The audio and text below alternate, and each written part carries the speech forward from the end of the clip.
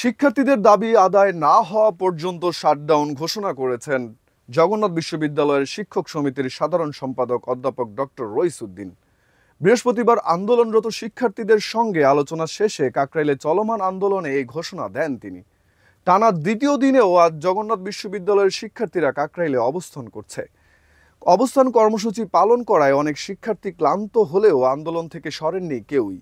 কেউ কেউ রাতভর রাস্তায় ঘুমিয়ে আজ সকালেও অবস্থান করছেন।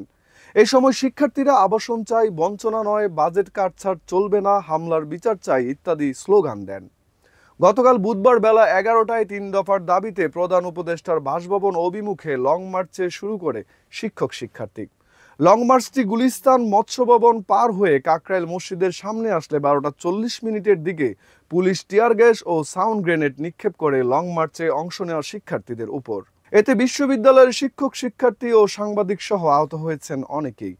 পরবর্তীতে রাতে উপদেষ্টা মাহফুজ আন্দোলনে ব্রিফিং করতে যান।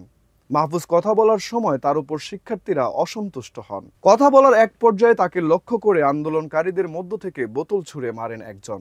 উপদেষ্টা ব্রিফিং বন্ধ করে রাগ করে চলে যান। এই বোতল ছোড়াকে কেন্দ্র করে জবিয়ানরা রাস্তায় বোতল আঁকে এবং তা ঘিরে উল্লাস করেন।